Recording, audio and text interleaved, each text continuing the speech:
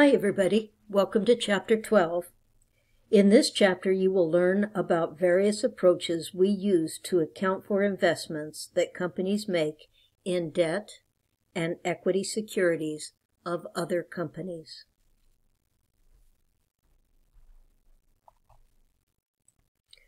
Corporations raise funds to finance their operations by selling debt or equity securities. These securities are also called financial instruments, and they are purchased as investments by individual investors, mutual funds, and also by other corporations.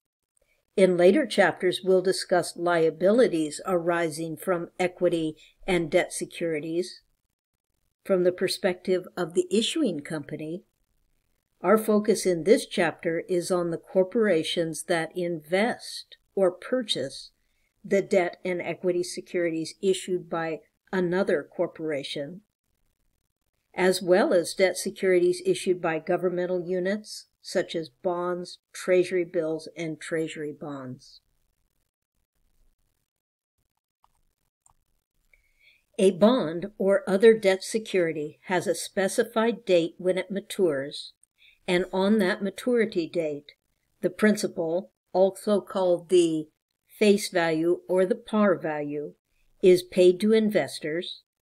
In the meantime, interest equal to some stated interest rate multiplied by the principal is paid to investors on specified interest dates, usually twice a year or semi-annually.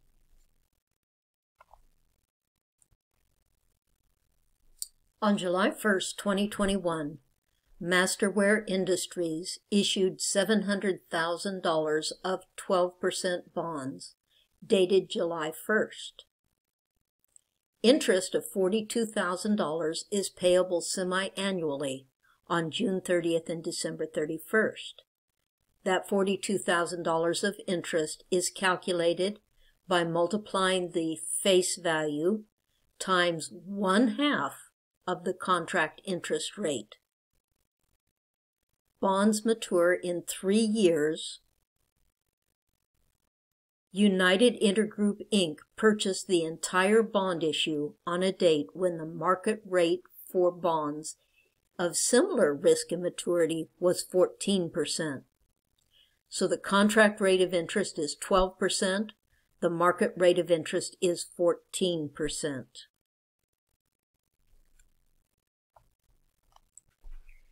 This illustration shows that United will pay Masterware $666,633 on July 1st, 2021.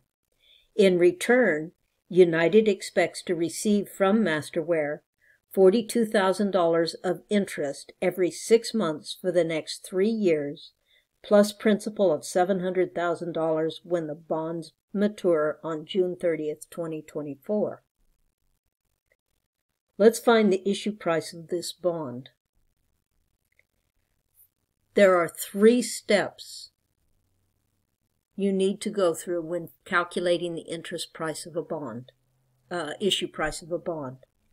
First, calculate the semi-annual interest payments using half the contract rate, and we already did that. $700,000 times 6% is $42,000.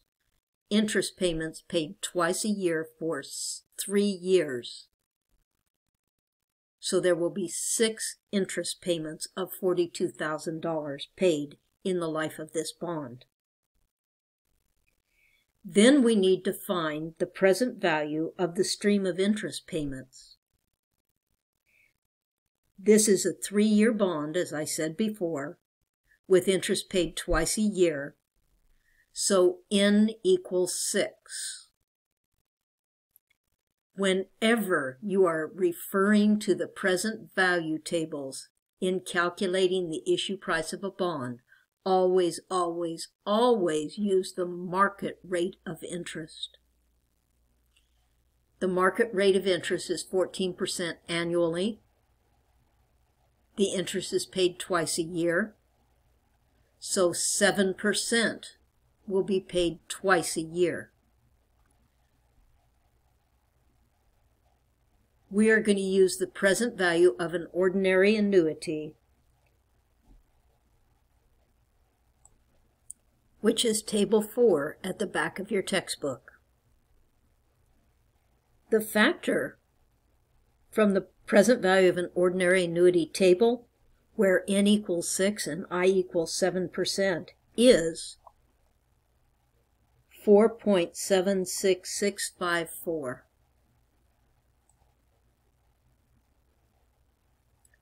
Multiply one payment, interest payment, times 4.76654, and that equals $200,195. Step 3.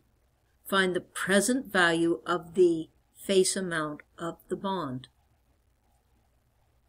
We're going to use the present value tables at the back of your textbook, present value table 2, where n equals 6 and I equals 7%.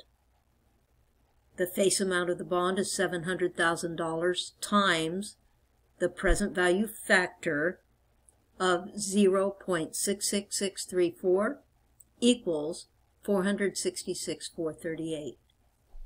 So those are the 3 steps. Now all you need to do is add those 2 present value amounts together to calculate the issue price of the bond, which is also the present value of the bond on the issue date. You covered things like this, very, very similar things, in Accounting 301 when you worked through Chapter 10. To determine the issue price of bonds, it's important to understand how investors compare the bond's stated rate of interest with the market rate of interest.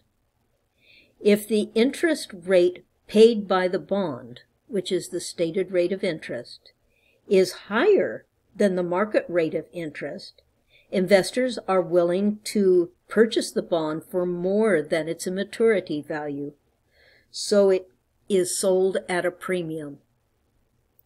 On the other hand, if the bond's stated rate of interest is lower than the market rate of interest, then investors are willing to purchase the bond only at an amount less than the maturity value, so it is sold at a discount. Masterware was offering its bonds for 12%, but investors could have obtained bonds of similar risk and maturity at a more favorable, higher rate of 14%. To attract investors, Masterware had to sell its bonds at a discount. When debt investments are purchased, they are recorded at cost. That is, the total amount paid for the investment, including any brokerage fees. Referring back to the previous illustration, we see that United paid $666,633 to purchase Masterware's $700,000 bonds. United would record the purchase as debit an asset account called investment in bonds, $700,000. That's the face value of the bond. Credit a contra asset account, discount on bond investment. Credit cash for $666,633. The amount that is credited to the discount on bond investment is the difference between those two numbers. So this bond was issued at a discount of $33,367.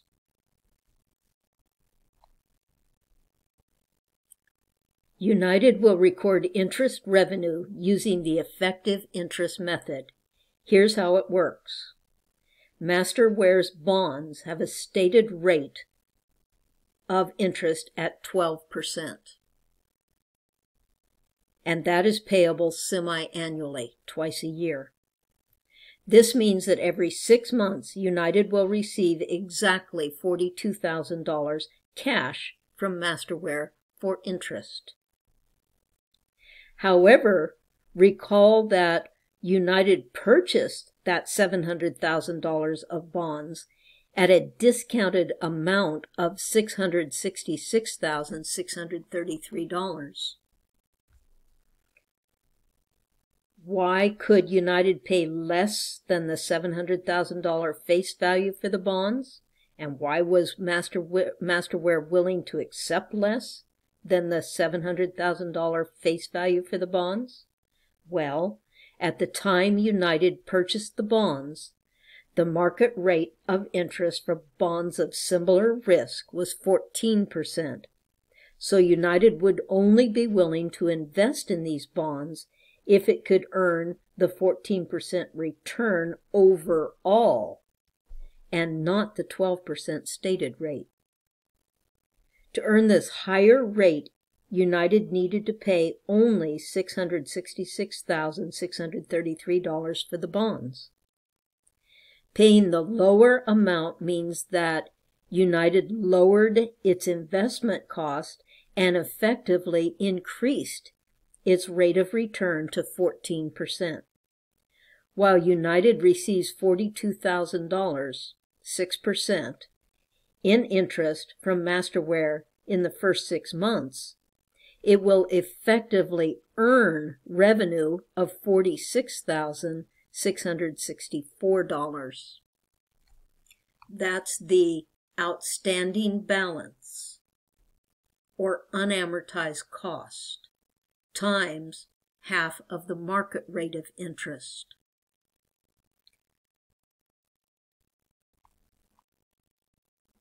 The amount by which interest revenue exceeds interest received in the first payment is $4,664.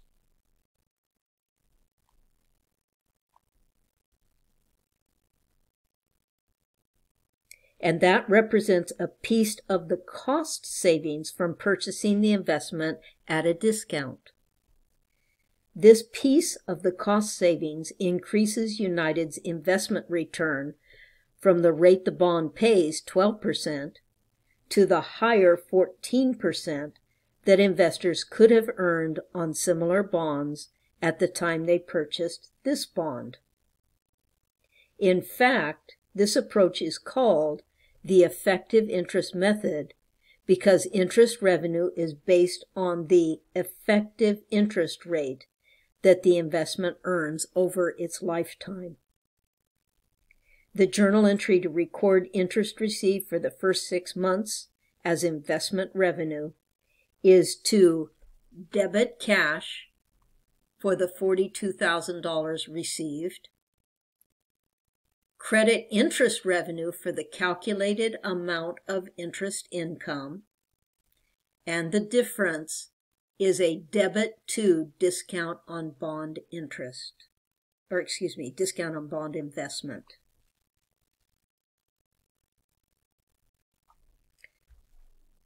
Note that this entry reduces the discount from its previous balance of $33,367 to $28,703.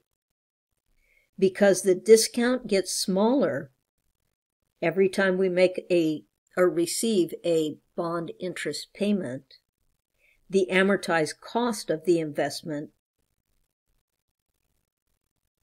equal to the face value, $700,000 less the discount, gets larger by the same amount, from $666,633 to $671,297. We'll see how the discount changes and how the interest income changes in the next slide when we look at an amortization of this bond, an amortization table, using the effective interest rate. Illustration 12-2 in your textbook shows the loan amortization table that would be used for the that's not loan amortization table, by the way, that's just simply amortization table that would be used for the Masterware bond. It shows interest being recorded at the effective rate over the life of the investment. As you can see, the amortization gradually increases the amortized cost of the investment until the investment reaches its principal amount of $700,000 and the remaining balance in the discount amount account is reduced to zero.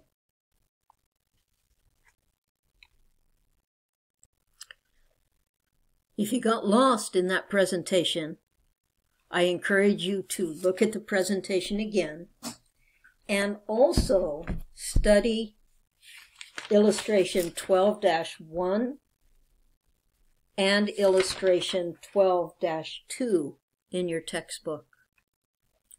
Well, that's all for this video. When we come back, we'll talk about the 3 classifications of debt investments. See you next time.